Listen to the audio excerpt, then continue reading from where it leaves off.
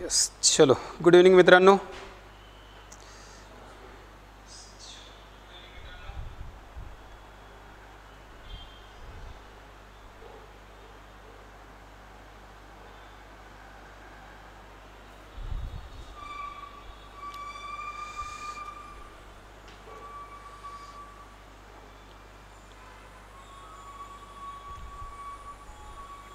चला आता चेक करा आवाज आणि स्क्रीन. ऑडिओ व्हिडिओ ओके का?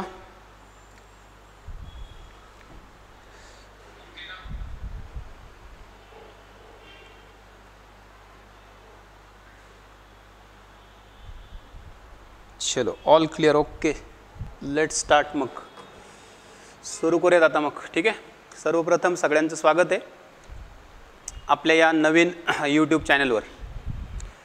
यूट्यूब चॅनलचं नाव आहे माझ्या नावाने स्टार्ट केलं मी, म्हणजे तुम्हाला सर्च करायला लक्षात ठेवायला सोपं जाईल. Science by Anil Kolte. ठीक आहे, आणि आज याचा आपण इथे शुभारंभ करतो आहे, सुरुवात करतो आहे. आणि ह्या यूट्यूब चॅनलच्या माध्यमातून आपण MPSCसाठी जो महत्त्वाचा विषय आहे आपलं विज्ञान, तर त्या विज्ञान विषयाचा जेवढा शक्य होईल मॅक्सिमम तेवढा अभ्यास ह्या चॅनलच्या माध्यमातून आपण सर्वांसाठी मोफत अशा प्रकारे सुरू करणार आहोत, किंवा आजपासून त्याचा श्रीगणेशा करतो आहे. ठीक आहे, जास्तीत जास्त विद्यार्थ्यांपर्यंत ही माहिती पोहोचवा, आपल्या चॅनलचं नाव पोहोचवा, सो दॅट जास्तीत जास्त विद्यार्थ्यांना याचा फायदा होईल. आजच्या आपण ह्या ओपनिंग सेशनमध्ये पहिल्या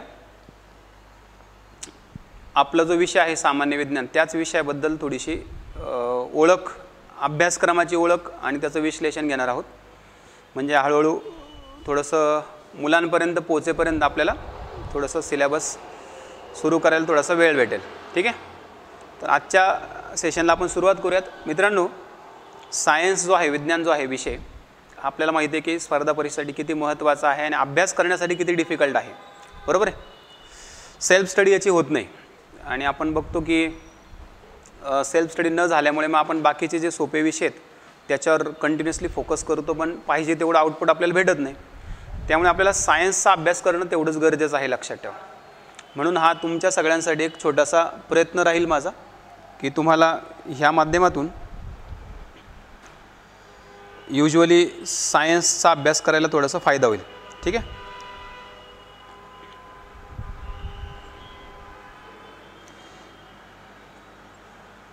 यस, गुड इव्हनिंग. तर आपण आजच्या सेशनमध्ये विज्ञानाचा जो अभ्यासक्रम आहे ना तो समजून घेऊ, आणि त्यानंतर मग मी तुम्हाला आपल्या याच्यानंतरचे सेशन वगैरे ते सगळं काय आहे ना ते सगळं प्रॉपर व्यवस्थित समजून सांगेल. ठीक आहे मित्रांनो, सायन्स जो आहे, विज्ञान जो आहे, आपल्याला सगळ्यांना त्याचा अर्थ माहिती आहे, विज्ञानाची डेफिनेशन माहिती आहे. Science means to know about universe or about your surroundings. म्हणजे विज्ञान म्हणजे संपूर्ण विश्वाचं ज्ञान, किंवा मग आपल्या सभोवतालच्या परिसराचं किंवा परिस्थितीचं ज्ञान, असा त्याचा अर्थ होतो सायन्सचा, विज्ञानाचा. ठीक आहे, तर ह्या विज्ञानामध्ये आपल्या सराउंडिंग्सचं जे नॉलेज किंवा ज्ञान आपल्याला मिळवायचं आहे, त्यामध्ये अनेक वेगवेगळ्या ब्रांचेस आहेत विज्ञानाच्या, त्या माध्यमातून आपल्याला ह्या विज्ञानाचं नॉलेज मिळत असतं, लक्षात ठेवा. ठीक आहे, त्यामध्ये प्रामुख्याने आपल्याला सिलेबसला जे आहेत ना त्या 3 ब्रँचेस खूप महत्त्वाचे आहेत बघा. एक केमिस्ट्री आहे, एक फिजिक्स आहे आणि एक बायोलॉजी आहे. केमिस्ट्री, फिजिक्स आणि बायोलॉजी म्हणजे रसायनशास्त्र, भौतिकशास्त्र आणि जीवशास्त्र, ह्या विज्ञानाचे हे 3 पिलर्स आहेत सायन्सचे. कळलं? आणि तिन्ही पिलर ऑलमोस्ट इक्वलच आहे, फक्त एक्झामला वेटेज थोडंसं कमी जास्त आहे. सगळ्यात जास्त वेटेज एक्झामला आपल्याला माहिती आहे की बायोवर सगळ्यात जास्त प्रश्न येतात, आणि मग त्या खालोखाल केमिस्ट्री आणि त्यानंतर फिजिक्स. बट अभ्यास करताना मात्र आपण असा विचार नाही करू शकत, किंवा आपण अभ्यास करताना असं नाही म्हणू शकत की याचा अभ्यास जास्त करू आणि याला थोडंसं पर्याय म्हणून वापरू वगैरे वगैरे, असं आपल्याला काही करता येत नाही, लक्षात ठेवा.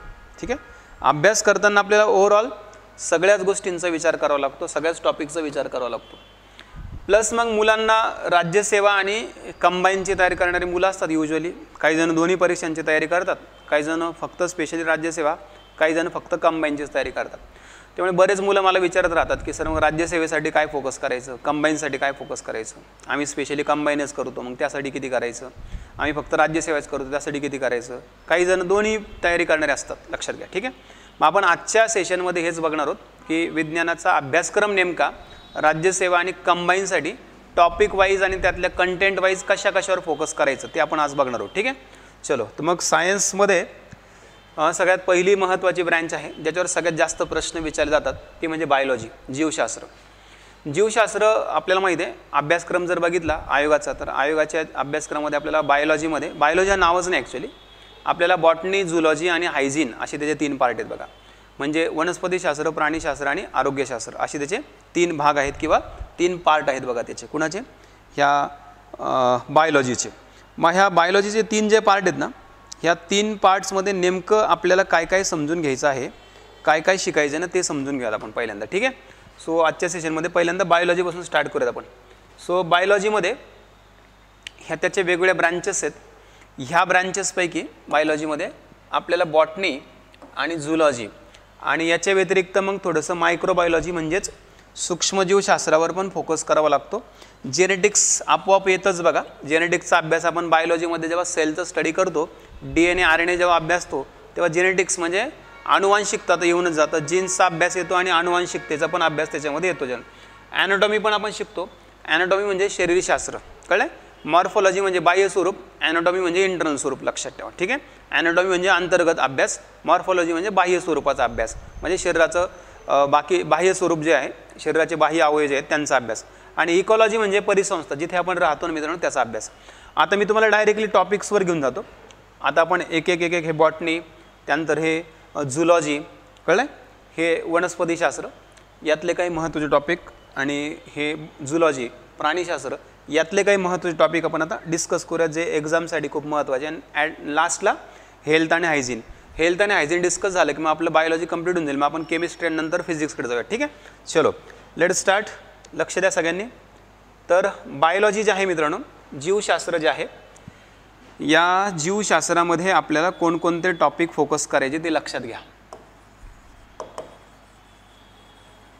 तर बायोलॉजीमध्ये, जीवशास्त्रामध्ये आपल्याला 1 बाय 1 जर विचार केला मित्रांनो, तर पहिला टॉपिक जो आहे तिथून आपण अभ्यासाला सुरुवात करायला पाहिजे युजुअली, तो म्हणजे सेल, पेशी. आणि या टॉपिकमध्ये, पेशी या टॉपिकमध्ये, आता पेशीचं टॉपिक जर तुम्ही बघितला 5वीच्या विज्ञानापासून आहे बघा, 5वीच्या पुस्तकापासून पेशी अभ्यासाला आहे आपल्याला, 5वी 6वी 7वी 8वी 9वी 10वी. पण नेमकं त्यात आपल्याला एक्झामला काय येतं ते खूप महत्त्वाचं आणि ते समजून घ्यायचं. मग मी तुम्हाला आजच्या सेशनमध्ये ते सांगणार आहे की नेमका फोकस कशावर करायचा. पेशी या topic first line to last line वाचून पाठ करायचा का नेमके काही त्याच्यात ठराविकच मुद्दे निवडायचे. यस, पेशी या टॉपिकमध्ये तुम्ही ठराविकच मुद्द्यांवर जास्त फोकस करायचं. कुठले ते ठराविक मुद्दे? तर तुम्हाला याच्यात DNA, RNA, गुणसूत्र म्हणजे क्रोमोझोम्स, ह्या 3 घटकांवर जास्त फोकस करायचा आहे. आत्तापर्यंतचे जर तुम्ही क्वेश्चन पेपर्स ॲनालिसिस केलं तर तुम्हाला पेशी ह्या टॉपिकवर जास्तीत जास्त प्रश्न DNA, RNA आणि क्रोमोझोम्सवर आलेले पाहायला मिळतील, लक्षात ठेवा. ठीक आहे, याशिवाय पेशींमध्ये तुम्हाला अगदी बेसिक मूलभूत माहितीचा जर विचार केला आपण, लक्षात जर घेतली, तर पेशींचे जे प्रकार आहेत ना, मूलभूत प्रकार, एक प्रोकॅरियोटिक प्रकार असतो पेशींचा आणि एक यूकॅरियोटिक प्रकार असतो. एक आदि केंद्रकी पेशी असते आणि एक दृश्य केंद्रकी पेशी असतात. आपल्याला ह्या दोन्ही पेशींचा पण प्रॉपर अभ्यास करणं गरजेचं आहे. ह्या दोन्ही पेशी पण आपल्याला माहीत असणं खूप गरजेचं आहे, लक्षात ठेवा. ठीक आहे, आले लक्षात? चलो, प्रोकॅरियोटिक आणि यूकॅरियोटिक लक्षात ठेवा. ठीक आहे, चलो पुढे. हा झाला पहिला टॉपिक. पेशीमध्ये याच्यावर जास्त फोकस करायचा. हे सोडून पेशी टॉपिकमध्ये बाकीचे जेवढे मुद्दे दिलेत ना, पुस्तकात पण आहे आपल्या, युजुअली आपल्या टीचिंगमध्ये पण येत असतात, तर ते फक्त अंडरस्टँड करून घ्यायचे, समजून घ्यायचे फक्त, कळलेत ना.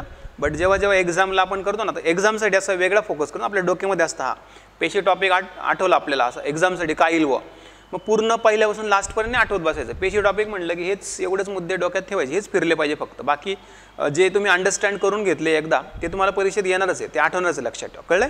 बट मोस्ट फोकस याच्यावर ठेवायचं, लक्षात ठेवा. ठीक आहे, चलो सेकंड टॉपिककडे जाऊयात आपण. दुसरा टॉपिक जो आहे मित्रांनो, दुसरा टॉपिक तो म्हणजे टिश्यूज. टिश्यूज म्हणजे उती, हा दुसरा टॉपिक आहे. सेलचा अभ्यास झाल्यानंतर टिश्यूजचा अभ्यास करायचा, लक्षात ठेवा. पेशींचा अभ्यास झाला आपला की मग आपण टिश्यूजचा अभ्यास सुरू करायचा. कारण सेल्स बेसिक आहे, त्याच्यात आपले सगळे बेसिक कन्सेप्ट क्लिअर होतात. ते क्लिअर झाले की मग टिश्यूजच्या मागे लागायचं. उती हा दुसरा महत्त्वाचा टॉपिक आहे. मग टिश्यूजमध्ये परत 2 प्रकार आहेत बघा. उती ज्या आहेत त्या परत 2 प्रकारच्या आहेत. एक प्लांट टिश्यूज आहेत, म्हणजे एक वनस्पती उती आहेत, आणि एक ॲनिमल टिश्यूज आहेत बघा. एक वनस्पती उती आहेत आणि एक प्राणी उती आहे. मग आपल्याला परीक्षेचा जर विचार केला तर परीक्षेमध्ये वनस्पती उतींवर प्रश्न फार कमी येतात, लक्षात ठेवा. प्लांट टिश्यूजवर खूप कमी क्वेश्चन्स येतात आपल्याला जर परीक्षेचा विचार केला आपण तर. ॲनिमल टिश्यूजवर जास्त प्रश्न येतात आपल्याला. ठीक आहे. सो हे जे प्लांट टिश्यूज आहेत ना मित्रांनो, याचा अभ्यास करायचा का नाही करायचा असा प्रश्न आपल्याला पडतो. मग तर असा तर कुठलाच मुद्दा नाही, लक्षात ठेवा, जो तुम्हाला सोडून देता येईल परीक्षेला. तुम्हाला सगळ्याच गोष्टींचा अभ्यास करावा लागेल. कुठलाच घटक तुम्हाला सोडून देता कामा नाही, लक्षात ठेवा. ठीक आहे. मग प्लांट टिश्यूजचा अभ्यास का करायचा? प्लांट टिश्यूजचा जर अभ्यास तुम्ही केला तर तुम्हाला वर्गीकरण समजायला सोपं जातं ना, क्लासिफिकेशन चांगलं समजतं तुम्हाला. मग लक्षात आलं. कारण प्लांट्सचे 5 ग्रुप आहेत बघा, वनस्पतींचे 5 समूह आहेत ना, थॅलोफायटा, ब्रायोफायटा, टेरिडोफायटा, जिम्नोस्पर्म्स आणि अँजिओस्पर्म्स, बरोबर आहे की नाही. मग प्लांट टिश्यूचा जर अभ्यास असेल, स्पेशली काय माहिती आहे का, प्लांट टिश्यूजमध्ये स्पेशली कुठल्या घटकावर फोकस करायचं, कुठला घटक जास्त महत्त्वाचा आहे. तर प्लांट टिश्यूजमध्ये जे वॅस्क्युलर टिश्यूज आहेत ना, वॅस्क्युलर टिश्यूज प्लांट्सचे म्हणजे संवहनी उती, एक आहे झायलम आणि एक असते बघा फ्लोएम. झायलम म्हणजे जलवाहिनी असते आणि फ्लोएम म्हणजे रसवाहिनी असते बघा. ठीक आहे. तर यांचा अभ्यास जर आपल्याला असेल तर क्लासिफिकेशन समजून घ्यायला सोपं जातं. प्लांटचं क्लासिफिकेशन यांच्या आधारित आपल्याला समजायला खूप सोपं जातं. का बरं? कारण मला सांगा 5 ग्रुप आहेत प्लांटचे. त्या 5 ग्रुपपैकी पहिले जे 2 ग्रुप आहेत ना, थॅलोफायटा आणि ब्रायोफायटा, त्या थॅलोफायटा आणि ब्रायोफायटामध्ये झायलम आणि फ्लोएमच नाही आहेत. टेरिडोफायटामध्ये झायलम फ्लोएम आहेत, पण टेरिडोफायटाला बिया येत नाहीत. क्लिअर? तशात मग थॅलोफायटा ब्रायोफायटा दोघांना पण बिया येत नाहीत. जिम्नोस्पर्म आणि अँजिओस्पर्मला बिया येतात, फुलं येतात, फळं येतात आणि त्यांना झायलम आणि फ्लोएम पण असतं. वर्गीकरण जर चांगलं समजून घ्यायचं असेल तुम्हाला तर हे परफेक्ट माहिती पाहिजे. प्लांट्समधलं तुम्हाला झायलम आणि फ्लोएम हे दोन्ही टिश्यूज परफेक्ट माहीत असायला पाहिजे. ॲनिमल टिश्यूज जे आहेत, प्राणीउती जे आहेत मित्रांनो, दुसरा महत्त्वाचा मुद्दा. प्राणीउतीमध्ये सुद्धा, ॲनिमल टिश्यूजमध्ये सुद्धा बरेच घटक आहेत आपल्याला अभ्यासाला. पण एक्झाम पॉईंट ऑफ व्ह्यू जर विचार केला, परीक्षेमध्ये प्रश्न कशावर येतात जास्त ते जर विचार केला आपण, तर आपल्याला सगळ्यांना कंपल्सरी माहिती पाहिजे ब्लडचं कंपोजिशन. रक्ताची जी रचना आहे, त्याचे जे घटक आहेत, त्याचं जे कार्य आहे आपल्या शरीरासाठी, ते डिटेल माहिती पाहिजे. कळलं? ब्लड ग्रुपबद्दल नाही बोलत आहे मी. I am not talking about blood group. Blood group नंतरचा विषय, लक्षात ठेवा. ते जनरल माहिती लक्षात ठेवा. पहिले तुम्हाला ब्लडचं सगळं कंपोजिशन माहिती पाहिजे परफेक्ट एकदम. ठीक आहे. ब्लड नंतर मग दुसरा महत्त्वाचा घटक आहे आपल्या शरीराबद्दल, तो म्हणजे बोन्स. बोन्स म्हणजे अस्थी तुम्हाला परफेक्ट माहिती पाहिजे. अस्थी, बोन्सचा अभ्यास पाहिजे. कारण ॲनाटॉमी खूप महत्त्वाची ना, ॲनाटॉमीचं स्टडी खूप महत्त्वाची, लक्षात ठेवा. जेवढे ॲनाटॉमी तुम्हाला परफेक्ट माहिती असेल ना, तेवढं तुम्हाला फायदे लागतात. ठीक आहे. ब्लड, त्यानंतर बोन्स. ब्लड आणि बोन्सच्या नंतर तिसरा महत्त्वाचा घटक तुम्हाला माहिती पाहिजे, तो म्हणजे मसल्स. स्नायू, त्यांचे प्रकार, त्यांचं कार्य काय काय आपल्या शरीरामध्ये. जसं की स्लायडिंग फिलामेंट थिअरी मसलची आहे. कोणी मांडली? प्रश्न आला होता, आयोगाने विचारलं होतं. हक्सले आणि निडरजर्कीने मांडली. कुठली? Sliding filament theory. हक्सले आणि निडरजर्की यांनी सांगितलं. मग ते माहीत पाहिजे आपल्याला परफेक्ट, बरोबर आहे की नाही. बोन्स किती टाईपचे असतात, त्यांचं फंक्शन किती असतं, हे आपल्याला विचारलं गेले परीक्षेला, ते पण माहीत पाहिजे आपल्याला. ऑड मॅन आउट टाईप पण प्रश्न येतात बोन्सवर. मग परफेक्ट जर माहिती असतील आपल्या शरीरात सगळे 206च्या 206 बोन्स, कुठल्या भागात कुठले बोन्स असतात, त्यांचे नावं काय नेमके, ते सगळं आपण प्रश्नाचे उत्तर द्यायला आपल्याला सोपं पडतं. ठीक आहे. आणि शेवटचा चौथा घटक जो ॲनिमल टिश्यूजमध्ये तुम्हाला फोकस करायचा आहे, तो म्हणजे न्यूरॉन्स. न्यूरॉन्स आणि न्यूरोट्रान्समीटर्स हा एक घटक फोकस करायचा आहे. न्यूरॉन्स आणि न्यूरोट्रान्समीटर्स.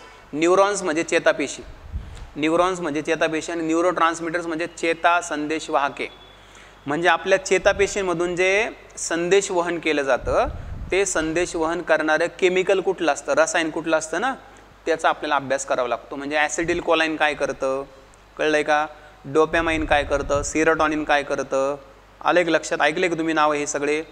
हे सगळे न्यूरोट्रान्समीटर्स यांचं फंक्शन हे जर कमी झाले आपल्या शरीरात तर त्याचा परिणाम काय, हे जर वाढले जास्त तयार व्हायला लागले आपल्या शरीरात तर त्याचा परिणाम काय, याच्यावर आपल्याला आयोगाने प्रश्न विचारलेले आहेत आणि विचारू पण शकतं, लक्षात ठेवा. त्यामुळे आपल्याला हे मसल्स म्हणजे ॲनिमल टिश्यूजमध्ये हे तर सगळं परफेक्ट यायलाच पाहिजे, लक्षात ठेवा. ठीक आहे. सो हा झाला पहिला. दुसरा टॉपिक टिश्यूज. टिश्यूजमध्ये काय फोकस करायचं मेजॉरिटी ते तुम्हाला सांगितलं. बाकीचं अंडरस्टँडिंगसाठी हे परीक्षेसाठी लक्षात ठेवा महत्त्वाचं. ठीक आहे. त्यानंतर तिसरा टॉपिक आहे मित्रांनो आपला परीक्षेसाठी अतिशय महत्त्वाचा, तो म्हणजे क्लासिफिकेशन सिस्टीम्स. क्लासिफिकेशन सिस्टीम्स म्हणजे वर्गीकरणाच्या पद्धती, सजीवांच्या वर्गीकरणाच्या पद्धती. अतिशय महत्त्वाचा टॉपिक आहे, लक्षात ठेवा. क्लासिफिकेशन सिस्टीम्स, वर्गीकरणाच्या पद्धती. वर्गीकरणाच्या पद्धतीमध्ये आपल्याला सजीवांचं वर्गीकरण जे आहे हे कोणकोणत्या शास्त्रज्ञांनी केव्हा केव्हा आणि कशा कशा पद्धतींनी केलंय ते परफेक्ट माहीत पाहिजे, लक्षात ठेवा. कळलंय. मग वर्गीकरण सिस्टीम्स बरेच आहेत बघा मित्रांनो, पण त्यातल्या ज्या मेजर आहेत ना, जे आपल्याला आयोग विचारतं नेहमी, MPSCला प्रश्न नेहमी येतात बघा त्यांच्यावर, त्या सिस्टीम्स परफेक्टच पाहिजे, लक्षात ठेवा. त्याच्यात कुठलंही आपलं कॅज्युअलनेस नको, लक्षात ठेवा. ठीक आहे. जसं की पहिली सिस्टीम कुठली माहिती पाहिजे तुम्हाला, पहिली सिस्टीम तुम्हाला टू किंगडम माहितीच पाहिजे. कुणाची? कॅरोलस लिनियसची. कॅरोलस लिनियसने टू किंगडम सिस्टीम सांगितली आहे, तर ती टू किंगडम सिस्टीम तुम्हाला परफेक्ट माहीत असायला पाहिजे, कॅरोलस लिनियसची. कॅरोलस लिनियसने टू किंगडम सिस्टीम व्यतिरिक्त म्हणजे द्विसृष्टी पद्धती व्यतिरिक्त बायनोमियल पण सिस्टीम सांगितलेली आहे. बायनोमियल सिस्टीम ऑफ नेमिंग म्हणजे द्विनाम पद्धती. ही सायंटिफिक नेमिंग सिस्टीम आहे, ही शास्त्रीय नामकरण पद्धत आहे, लक्षात ठेवा. ही सुद्धा परफेक्ट माहिती पाहिजे. तर आपण आता ह्या सिरीजमध्ये सगळं घेणारच आहोत, काहीच टेन्शन नाही. सगळं अगदी बेसिकपासून अभ्यास सुरू करणार आहे, प्रश्न उत्तरांचा पण सराव घेणार आहे. पण फक्त आजच्या लेक्चरला मी तुम्हाला हे सगळं ॲनालिसिस करून सांगतो. ठीक आहे. पहिली सिस्टीम टू किंगडम सिस्टीम आणि प्लस ती कॅरोलस लिनियसची, आणि कॅरोलस लिनियसनेच बायनोमियल सिस्टीम पण सांगितली आहे, द्विनाम पद्धती पण त्याचीच आहे, ती पण परफेक्ट पाहिजे आपल्याला. त्यानंतर मित्रांनो दुसरी सिस्टीम जी आहे, दुसरी सिस्टीम आपल्याला लक्षात ठेवायची आहे ती म्हणजे 5 किंगडम सिस्टीम. 5 किंगडम सिस्टीममध्ये म्हणजेच पंचसृष्टी पद्धत जी आहे ही आहे R.H. व्हिटाकरची. ह्या पंचसृष्टी पद्धतीनुसार सजीवांचं वर्गीकरण ज्या 5 गटामध्ये केलं गेलं आहे ना, ते 5 ग्रुप आपल्याला माहिती पाहिजे परफेक्ट. कुठले कुठले? पहिला मोनेरा आहे, दुसरा प्रोटिस्टा आहे, तिसरा फंगी आहे, चौथा प्लॅन्टियन, पाचवा ॲनिमेली आहे. क्लिअर का? मग मोनेरा जो आहे त्याच्यामध्ये कोण येतं? त्याच्यात आर्किया येतात आणि यू बॅक्टेरिया येतात. मग बॅक्टेरियाचं क्लासिफिकेशन माहिती पाहिजे, कळलं ना? सगळे जीवाणू माहिती पाहिजे. स्वयंपोषी कुठले, परपोषी कुठले. परपोषीमध्ये मग तुम्हाला हे पण माहिती पाहिजे उपयुक्त कुठले आणि हानिकारक कुठले. प्लस त्याच्यामध्ये सिम्बायोटिक पण असतात काही, ते पण माहिती पाहिजे आपल्याला. क्लिअर का? हे सगळा महत्त्वाचा भाग आहे मोनेरामधला. प्रोटिस्टामध्ये एक स्पेसिफिक ग्रुप आहे ॲनिमलचा, फक्त त्यांना प्रोटोझोआ म्हटलं जातं. प्रोटोझोआ. प्रोटोझोआमध्ये अमिबा येतं, पॅरामेशियम येतं, कळलं? लेशमॅनिया येतं. प्रोटोझोआमध्ये बरेचसे पॅरासाइट्स येतात, परजीवी, ज्यांच्यामुळे वेगवेगळे आजार होतात. जसं की काला आजार आहे बघा, काला आजार म्हणतो आपण त्याला. लेशमॅनियासिस आहे, कळलंय का? त्यानंतर स्लीपिंग सिकनेस आहे, आफ्रिकन सिकनेस. प्रश्नाला आयोगाने विचारला होता, तर त्या सगळ्या प्रश्नांचे उत्तर आपल्याला मिळणार जेव्हा आपण स्टडी करणार प्रोटोझोआ. जेव्हा आपण आदिजीवांचा अभ्यास करणार ना, तेव्हा त्या प्रश्नांची उत्तर आपल्याला येणार, तोपर्यंत येणार नाही, लक्षात ठेवा. ज्यांना प्रोटोझोआच माहिती नाही आहे किंवा 5 किंगडम सिस्टीमच माहिती नाही आहे, ह्या सिस्टीममध्ये त्याचा अभ्यास केला जातो हेच माहिती नाही आहे, त्यांना ते प्रश्न कधीच सुटणार नाही. क्लिअर? सो मग ते एक. तिसरा आहे फंगी, कवक, फंगसेस. मग फंगसेसचे वर्गीकरण, त्यांचे क्लासिफिकेशन, त्यांचे वैशिष्ट्य, त्यांचा रोल, मोस्टली मेन रोल काय निसर्गामध्ये, तर डिकम्पोजर्स आहेत, विघटक आहेत ते, नॅचरल डिकम्पोजर्स. डेड आणि डिकेइंग बॉडीज डिकम्पोज करून त्याच्यावर जगतात ते. त्यांचा रोल निसर्गामध्ये खूप इम्पॉर्टंट मानला जातो. मग का बरं ते माहिती पाहिजे आपल्याला डिटेल. चौथा ग्रुप आहे प्लांट आणि पाचवा ग्रुप आहे ॲनिमल्स. ठीक आहे. त्यानंतर तिसरी एक पद्धत आहे मित्रांनो वर्गीकरणाची. तिसरी पद्धत ती पण लक्षात ठेवायची, आयोगाने त्याच्यावर आता रिसेंटली प्रश्न विचारला होता, ती म्हणजे नॅचरल सिस्टीम ऑफ क्लासिफिकेशन किंवा नॅचरल कॅरेक्टरिस्टिक्सवर डिपेंड असलेली वर्गीकरणाची पद्धत, जी सांगितली बेंथम आणि हुकरने. बेंथम आणि हुकर. मग आता बेंथम आणि हुकरने ही जी नॅचरल सिस्टीम सांगितली, नॅचरल कॅरेक्टरिस्टिक्सवर आधारित जी वर्गीकरणाची पद्धत सांगितली वनस्पतींच्या वर्गीकरणाची, मग ते वर्गीकरण काय ते माहिती आहे का आपल्याला? तर ते वर्गीकरण काय माहिती आहे का? नॅचरल सिस्टीमचं, नॅचरल कॅरेक्टरिस्टिक्सवर बेस्ड बेंथम आणि हुकरचं ते वर्गीकरण आहे प्लांट्सचं. पण कुठल्या प्लांट्सचं? फक्त अशा वनस्पती ज्यांना बिया येतात आणि फुलं पण येतात, लक्षात ठेवा. मग आता बिया आणि फुलं येणाऱ्या वनस्पती दोन प्रकारच्या आहेत, आपल्याला माहिती आहे सगळ्यांना. कुठल्या दोन प्रकारच्या? बिया आणि फुलं येणाऱ्या वनस्पती दोन प्रकारचे जे आहेत त्यापैकी एक आहे बघा, पहिलं जिम्नोस्पर्म्स आणि दुसरं आहे अँजिओस्पर्म्स. कळलेत का? मग जिम्नोस्पर्म्स आणि अँजिओस्पर्म्स हे क्लासिफिकेशन कुणी केलं? हे क्लासिफिकेशन बेंथम आणि हुकरने केलं, लक्षात ठेवा. त्याने त्या वनस्पतींचा नैसर्गिक गुण लक्षात घेतला की बिया कोणाला येतात, फुलं कोणाला येतात, फुलं कुठल्या प्रकारचे येतात, बिया कुठल्या प्रकारचे येतात, त्याच्या आधारे त्या वनस्पतींना क्लासिफाय केलं गेलं. म्हणून नॅचरल कॅरेक्टरिस्टिक्सवर अवलंबून असलेली वनस्पतींच्या वर्गीकरणाची पद्धत किंवा त्याचं क्रेडिट कुणाला जातं? बेंथम आणि हुकरला जातं, लक्षात ठेवा. ठीक आहे. सो हे तीन पद्धती परफेक्ट करून ठेवा, याच्यावर प्रश्न येऊ शकतो आपल्याला परीक्षेमध्ये. ठीक आहे. त्यानंतर मग आपल्याला बघायचं आहे पुढचा महत्त्वाचा मुद्दा, पुढचा महत्त्वाचा टॉपिक म्हणजे classification of plants. Classification of plants म्हणजेच वनस्पतींचे वर्गीकरण. प्लांटचं क्लासिफिकेशनमध्ये आपण वनस्पतींच्या वर्गीकरणामध्ये वनस्पतींचे जे 5 ग्रुप आहेत ना त्यांचा डिटेल अभ्यास करायचा असतं आपल्याला. कुठले कुठले? थॅलोफायटा, ब्रायोफायटा आणि टेरिडोफायटा हे 3 आहेत ज्यांना बिया आणि फुलं येत नाहीत, आणि बाकीचे 2 आहेत जिम्नोस्पर्म्स आणि अँजिओस्पर्म्स ज्यांना बिया आणि फुलं येतात, लक्षात ठेवा. कळले? सीडलेस प्लांट्स आणि सीड बिअरिंग प्लांट्स असं सरळ सरळ त्यांचं वर्गीकरण आहे. पण प्रश्न कशावर येतात ते फार महत्त्वाचं आहे, लक्षात ठेवा. प्रश्न येतात आपल्याला मेजॉरिटी फोकस करायचा आहे हा ग्रुप कुठला? टेरिडोफायटावर प्रश्न येतात नेहमी आपल्याला परीक्षेमध्ये. त्यानंतर आवृत्तबीजीवर नेहमी प्रश्न येतात आपल्याला. टेरिडोफायटा आणि आवृत्तबीजी हे 2 ग्रुप जास्त इम्पॉर्टंट आहेत. आवृत्तबीजी म्हणजे अँजिओस्पर्म्स, लक्षात ठेवा. पृथ्वीवरचा वनस्पतींचा सर्वात विकसित प्रकार, ज्यांच्या बियांना आवरण असतं, कवर्ड सीड्स असतात त्यांना अँजिओस्पर्म्स म्हटलं जातं, लक्षात ठेवा. ठीक आहे. सो प्लांट क्लासिफिकेशनमध्ये यांच्या दोघांवर जास्त फोकस करा. ठीक आहे. त्यानंतर ॲनिमल क्लासिफिकेशन. ॲनिमल क्लासिफिकेशनमध्ये प्राण्यांच्या वर्गीकरणामध्ये आपल्याला माहिती आहे प्राण्यांचं वर्गीकरण 2 गटामध्ये केलं गेलं आहे. ॲनिमल्स 2 ग्रुपमध्ये क्लासिफाय झाले आहेत. कुठले? तर एक ग्रुप आहे त्यांचा नॉन कॉर्डेट्स आणि दुसरा ग्रुप आहे त्यांचा कॉर्डेट्स. नॉन कॉर्डेट्स आणि कॉर्डेट्स म्हणजे पाठीचा कणा नसलेले प्राणी आणि पाठीचा कणा असलेले प्राणी. पण आता हे नॉन कॉर्डेट्स जे आहेत ना मित्रांनो, यांच्यामध्ये प्रचंड विविधता आहे, लक्षात ठेवा. यांच्यामध्ये खूप जास्त डायव्हर्सिटीज आहे त्यांच्या कॅरेक्टरिस्टिक्समध्ये, आणि म्हणून त्यांचं वर्गीकरण एकूण 10 ग्रुपमध्ये केले गेले. पण आपल्याला परीक्षेमध्ये प्रश्न त्या 10 पैकी 3 ग्रुपवर मेजॉरिटी विचारला जातो. कुठले 3 ग्रुप? मग 3 फायलम कुठले यातले महत्त्वाचे? तर यातला फायलम आहे महत्त्वाचा पहिला ॲनिलिडा. ॲनिलिडा आहे फायलम नंबर 6. त्यानंतर दुसरा फायलम आहे यातला तो सगळ्यात महत्त्वाचा, आयोग त्याच्यावर नेहमी सगळ्यात जास्त प्रश्न विचारतात, ते म्हणजे आर्थ्रोपोडा. आणि तिसरा फायलम आहे याच्यातला महत्त्वाचा तो म्हणजे मोलुस्का. ठीक आहे. ॲनिलिडा, आर्थ्रोपोडा आणि मोलुस्का असे 3 ग्रुप आहेत यातले, लक्षात ठेवा. त्यानंतर कॉर्डेट्स. कॉर्डेट्समध्ये पण बरेच ग्रुप आहेत ॲनिमल्सचे, यांना पाठीचा कणा असतो. पण प्रश्न कशावर येतात मेजॉरिटी? तर प्रश्न येतात मेजॉरिटी पायसेसवर. पायसेस म्हणजे माशांवर प्रश्न येतात नेहमी. त्यानंतर प्रश्न येतात ॲम्फिबियन्सवर. ॲम्फिबियन्स म्हणजे उभयचर प्राण्यांवर प्रश्न येतात. त्यानंतर प्रश्न येतात मॅमल्सवर. मॅमल्स म्हणजे सस्तनी प्राण्यांवर प्रश्न येतात. म्हणजे मित्रांनो थोडक्यात टॉपिक खूप मोठा आहे हा, पण तुम्ही जर प्रश्नांचं ॲनालिसिस केलं ना तर तुम्हाला मेजॉरिटी प्रश्न पाहायला मिळतील ह्या 3 मुद्द्यांवर. कुठले 3 घटक?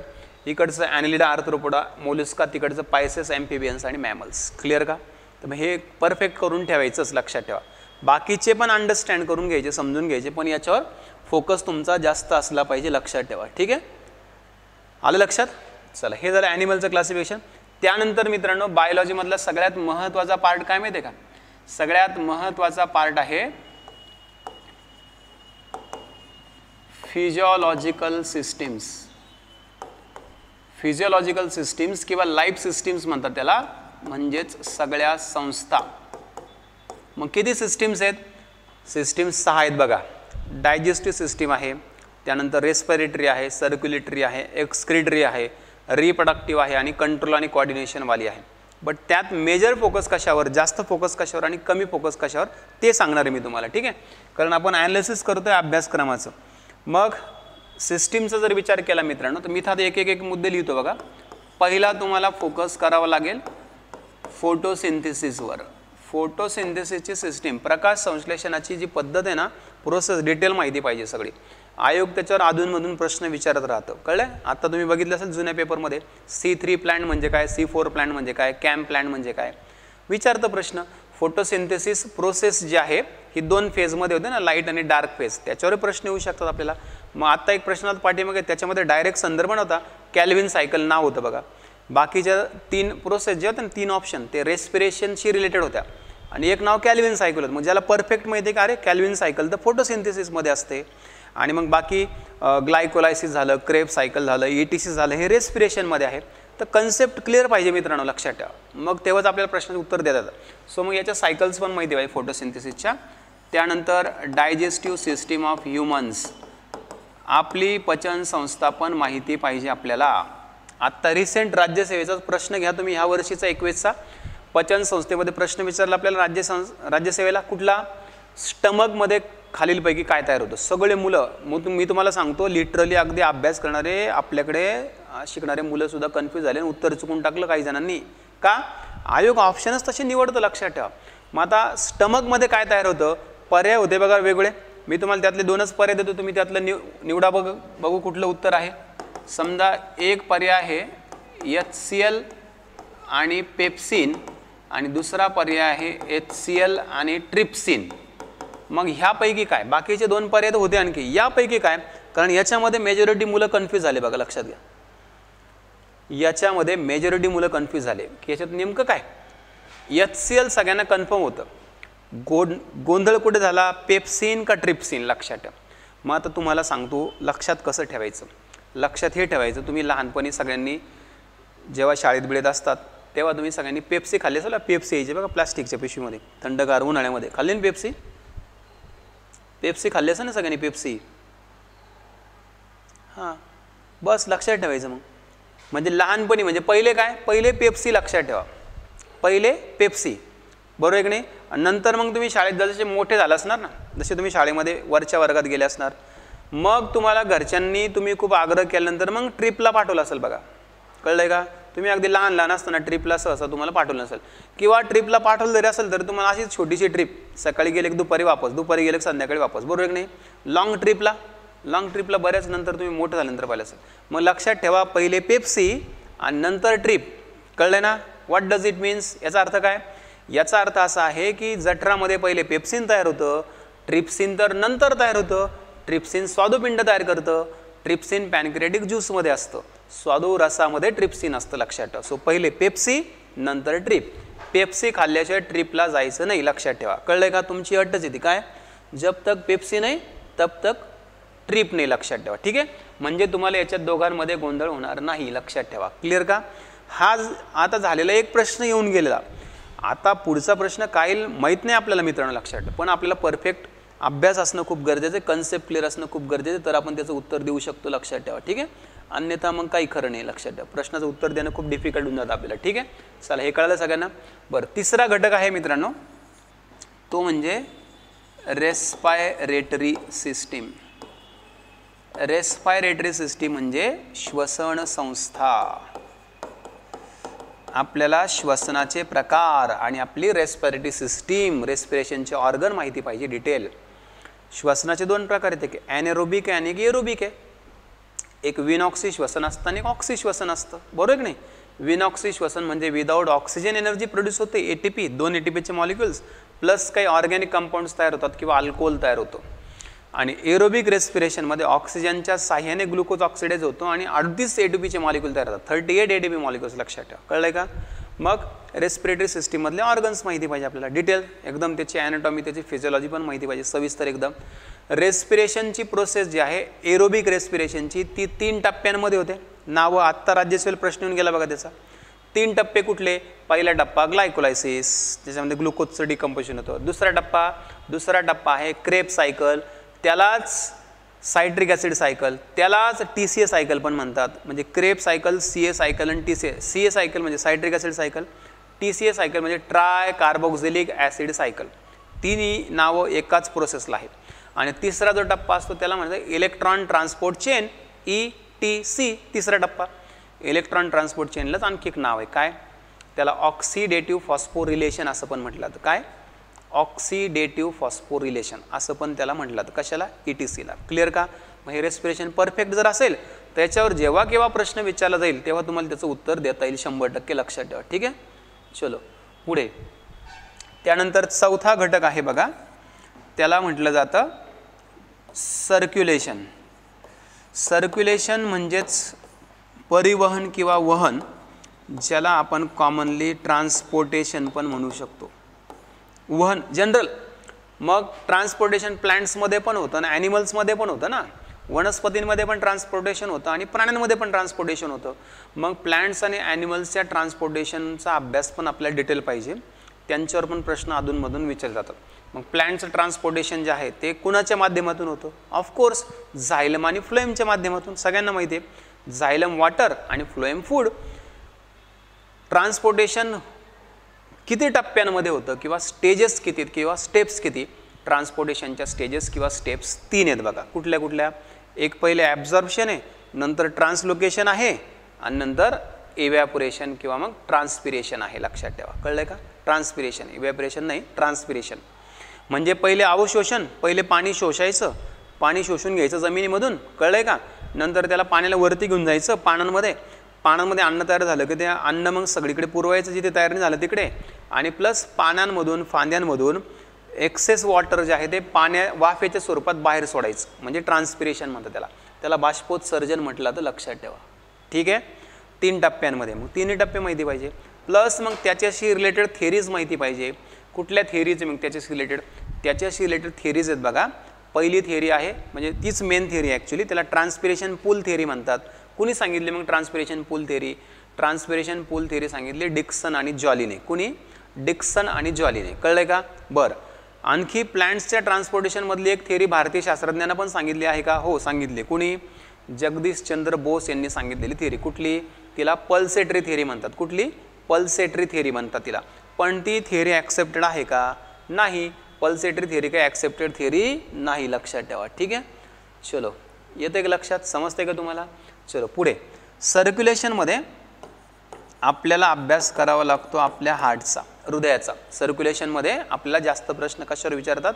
हार्टवर विचारतात, हृदयावर विचारतात. लक्षात ठेवा. हृदयाची रचना, हार्टचं स्ट्रक्चर आपल्याला डिटेल पाहिजे. लक्षात ठेवा. हार्टचं स्ट्रक्चर डिटेल माहिती पाहिजे आपल्याला, हृदयाची रचना. जसं की आत्ताच्या परीक्षेला प्रश्न विचारला तर राज्यसेवेला आयोगाने आला की नाही प्रश्न? तुम्हाला ॲनालिसिस जर माहिती असेल तुम्हाला हे सगळं माहिती पाहिजे, लवकर आठवायला पाहिजे तुम्हाला.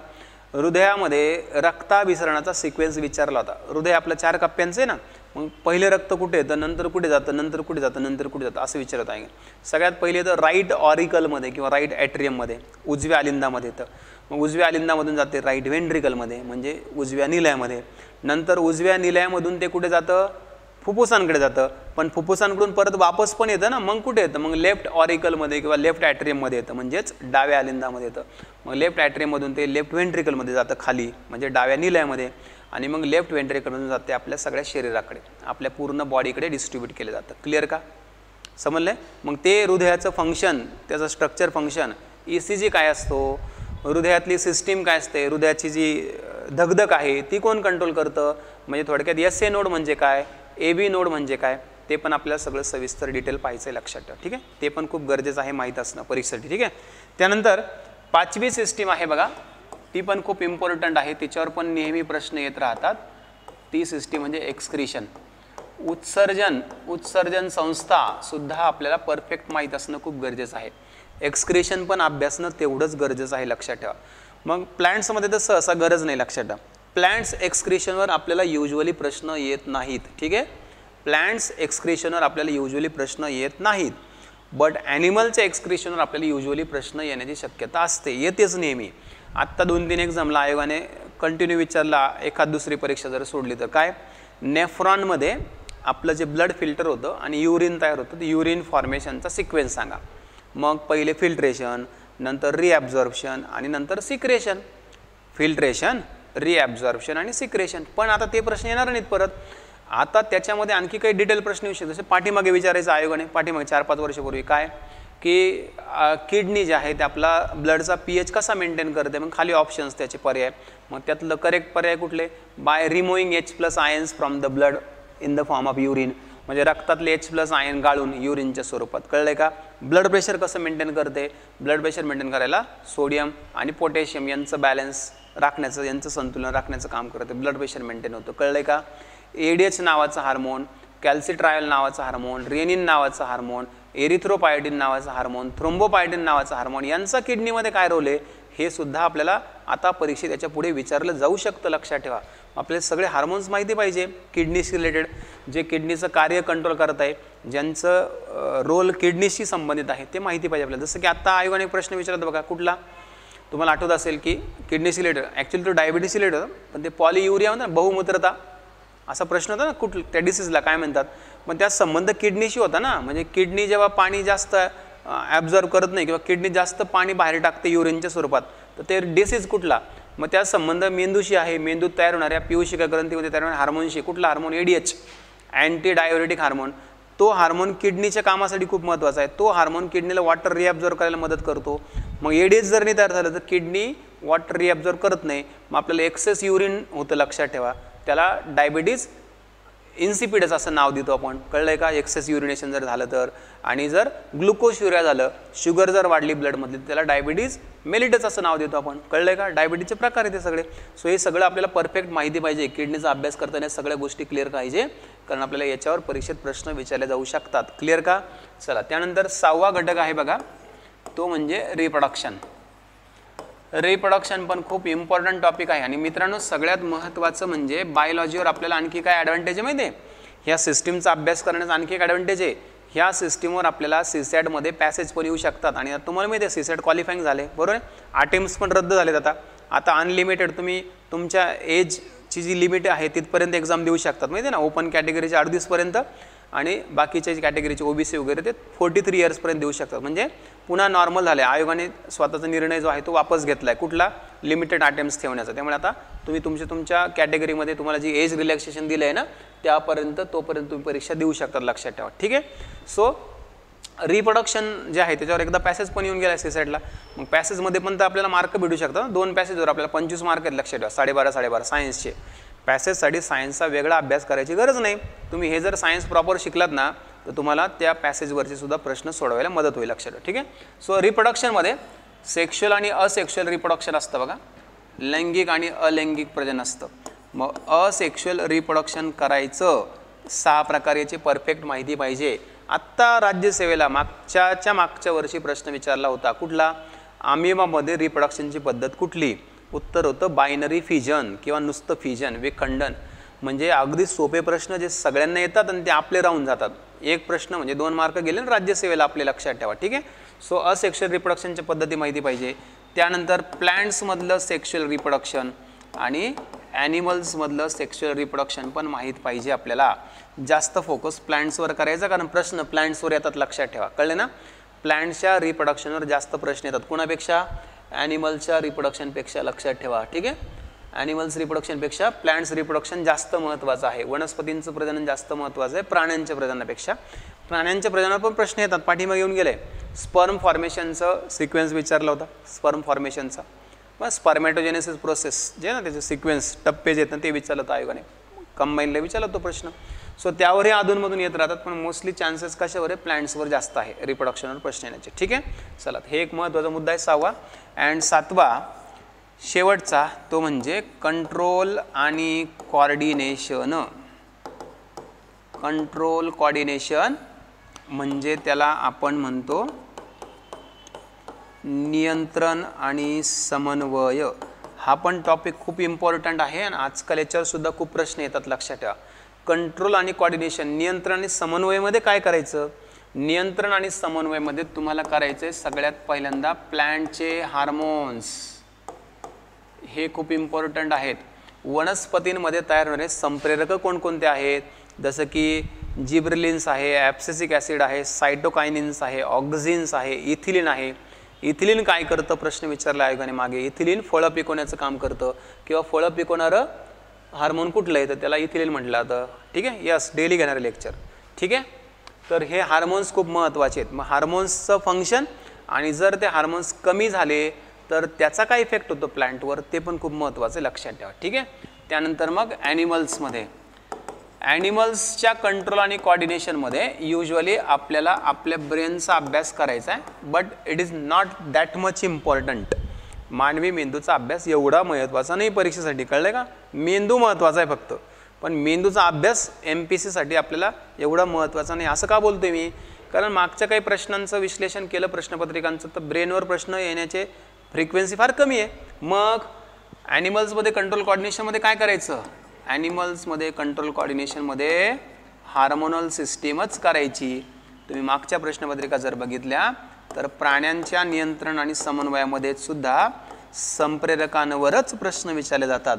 मग आपल्या शरीरामध्ये जेवढे हार्मोन्स तयार होतात त्या सगळ्या हार्मोन्सचं प्रत्येकाचं लोकेशन, कुठल्या ग्रंथीतून तयार होतं ते आणि त्याचा रोल, आणि जर ते हार्मोन कमी झालं तर त्याचा इफेक्ट काय, आणि जर ते हार्मोन वाढलं, एक्सेस तयार व्हायला लागलं तर त्याचा इफेक्ट काय, हे सुद्धा आपल्याला परफेक्ट माहीत पाहिजे. कारण त्याच्यावर प्रश्न नेहमी विचारले जातात परीक्षेमध्ये, लक्षात ठेवा. ठीक आहे,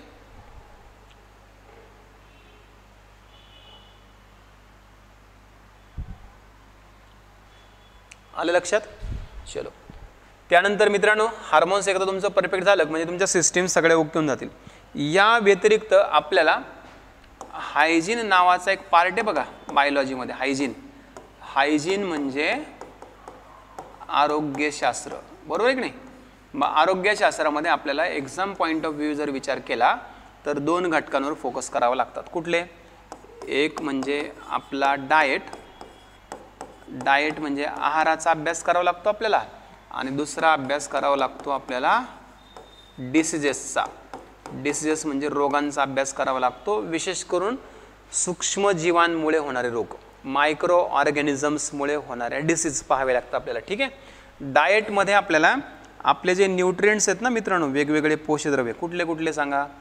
कर्बोदके आहेत म्हणजे कार्बोहायड्रेट्स आहेत, त्यानंतर प्रथिने आहेत, त्यानंतर मेद आहेत, फॅट्स.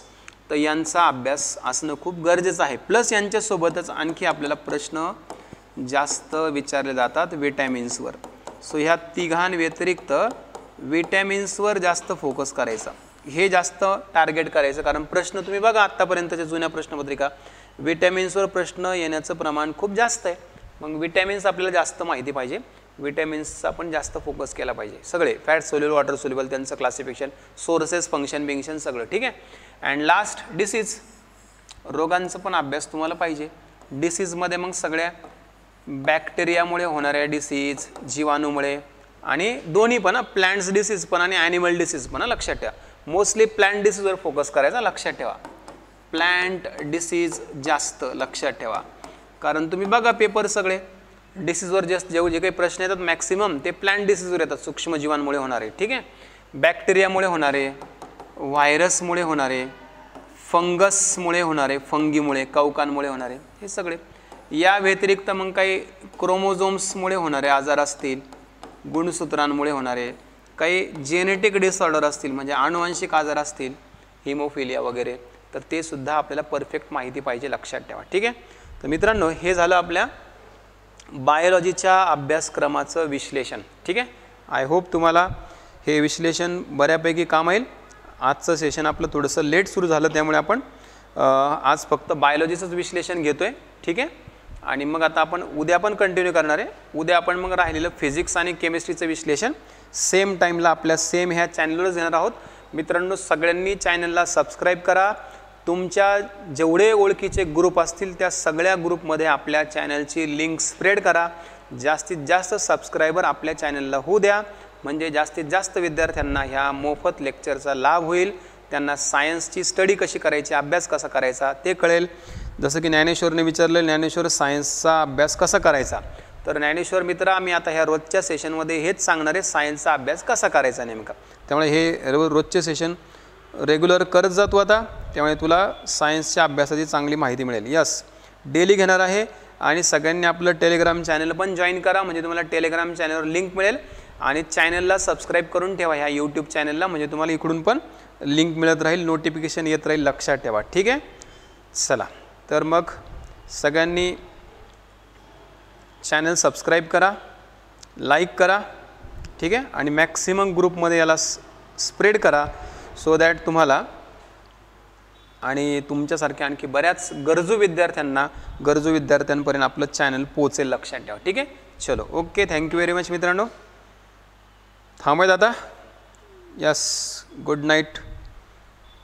यस, टाईम हाच असेल किंवा एखाद्या वेळेस चेंज होईल कधी कधी. ठीक आहे, चलो उद्या केमिस्ट्री आणि फिजिक्स ॲनालिसिस घेतो आणि नंतर मग प्रश्न उत्तर सुरू करतो. इंग्लिश आणि मराठीमधले PYQs, MCQs. ठीक आहे, सराव प्रश्न इंग्रजीमधले आणि मराठीमधले. ठीक आहे, चलो okay, thank you very much, bye bye, thank you.